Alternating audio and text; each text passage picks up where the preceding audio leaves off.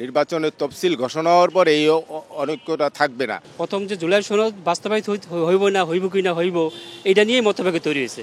আমার মনে হয় এটা থাকবে না।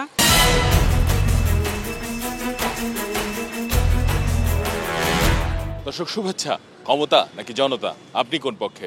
আমি কিন্তু সাধারণ জনগণের কথা শুনতে আজকে এসেছি মিরপুর এলাকার ২ নম্বর অঞ্চলে। আমি আসিফ সুমিত, একুশে টেলিভিশনের নিয়মিত আয়োজন জনতার কথা অনুষ্ঠানে তুলে ধরব সমসাময়িক ইস্যুতে সাধারণ মানুষের মতামত। আমাদের প্রত্যাশা দেশে শক্তিশালী গণতন্ত্র, আমরা চাই সরকারকে সহায়তা করতে। দর্শক, শুরুতে একটি প্রসঙ্গ উল্লেখ করতে চাই। আমরা দেখতে পাচ্ছি যে যত দিন গড়াচ্ছে রাজনৈতিক দলগুলোর মধ্যে তত অনৈক্য তৈরি হচ্ছে।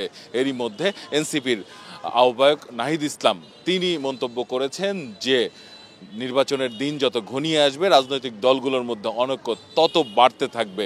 মূলত এমন পরিস্থিতিতে সাধারণ মানুষের প্রত্যাশা কি রাজনৈতিক দলগুলোর কাছে? এরকমের মত পার্থক্য থাকবে, কথার বাকবিতণ্ড থাকবে, এভাবে থাকবে। এটা একটা পর্যায়ে যাইয়া সবাই আলোচনার সাপেক্ষে এটা এক জায়গায় আসবে।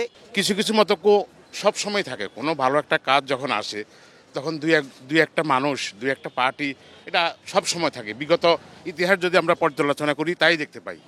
তো সুতরাং এই সামান্য কিছু মতক্যের জন্য বৃহত্তর গোষ্ঠী যে নির্বাচন হবে না এটা চায় না। আমরা চাই এটা সুষ্ঠু নির্বাচন হবে।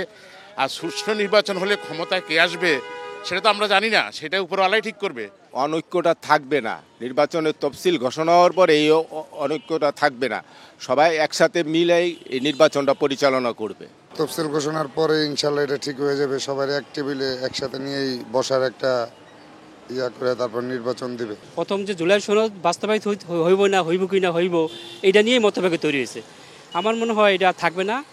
একসময় সবাই মিলে একটা ঐক্যমতে আসবেন এবং এই দেশের যাতে সুষ্ঠু নির্বাচন হয় সেই ব্যবস্থা গ্রহণ করবেন। রাজনৈতিক দলগুলো বর্তমানে যে বক্তব্য দিচ্ছে এগুলো একান্তই তাদের ব্যক্তিগত রাজনৈতিক বক্তব্য। এগুলো রাজনৈতিক একটা অবস্থান যার যার ব্যক্তিগত, কিন্তু দলের দেশের বৃহত্তর স্বার্থে সব রাজনৈতিক দলগুলো একটা সময় ঠিক ঐক্যবদ্ধ হয়ে জাতীয় নির্বাচনের দিকে অগ্রসর হবে। এবং অনেক ধন্যবাদ আপনাকে। দর্শক, আপনারা শুনছিলেন সাধারণ মানুষের প্রতিক্রিয়া। এবার আমরা সাধারণ মানুষের কাছে এই এলাকার বিষয়ে জানতে চাই, কারণ সব রাজনৈতিক দল এরই মধ্যে প্রার্থী ঘোষণা করতে নেমেছেন এবং এই এলাকার জন্য কেমন প্রার্থী প্রত্যাশা করেন সাধারণ মানুষ? আমরা এমন একজন প্রার্থী চাই যার সাধারণ জনগণের সাথে প্রত্যক্ষভাবে সম্পৃক্ত আছেন এবং সাধারণ জনগণ ওই প্রার্থীকে চিনে। সুখে দুঃখে সবসময় যেন তার পাশে, জনগণের পাশে ওই প্রার্থী থাকে। প্রার্থীটা আসলে জনবান্ধব হওয়া উচিত।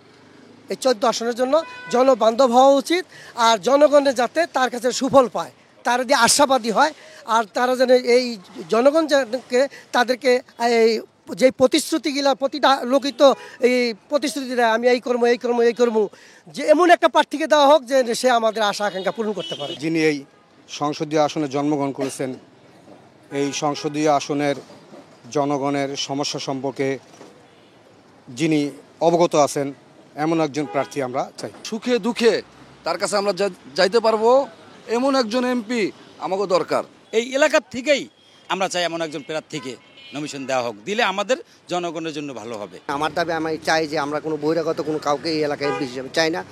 আমরা চাই যে এই এলাকা সম্পর্কে যারা জানে বা এই এলাকার অলিগলি যে চিনে এমন একজন লোককে নমিনেশন দেওয়া হোক, আমরা তাকে গ্রহণ করে নেব। যে কোনো দলই হোক, সে প্রথমে চিন্তা করবে এই ঢাকা 14 আসনে মাটি ও মানুষের সাথে যারা জড়িত, সৎ এবং আদর্শবান যারা রাজনীতিত্ব, যারা জনগণের সেবায় দিন রাত 24 আওয়ার্স সবসময় কাজ করতে পারবে, এরকম একটা জনবান্ধব একটা লোককে দিলে মনে হয় সবচেয়ে ভালো হবে জনগণের জন্য। সাধারণ জনগণের পক্ষে যে কথা বলবে, আমরা এমনই একজন প্রার্থী চাই। এলাকার উন্নয়নের জন্য যারা কাজ করবে, এটা তো এলাকার, আমরা তো তাকেই চাবো। এমন একটা প্রার্থী যে কোনো দল থেকে হোক না কেন আমাদের জনগণের পাশে থাকবে, আমাদের ভালো দিক দেখবে, আমরা এটাই প্রত্যাশা। ধন্যবাদ আপনাকে। দর্শক, আপনারা শুনছিলেন সাধারণ মানুষের প্রতিক্রিয়া। সাধারণ মানুষ কিন্তু তাদের ভাবনাগুলো অসাধারণ, তাদের চিন্তা অনেক সূক্ষ্ম ও গভীর। দর্শক, জনতার কথা দেখতে প্রতি শনি, রবি, মঙ্গল এবং বুধবার চোখ রাখুন একুশে টেলিভিশনে। সঙ্গে থাকবো আমি আসিফ সুমিত।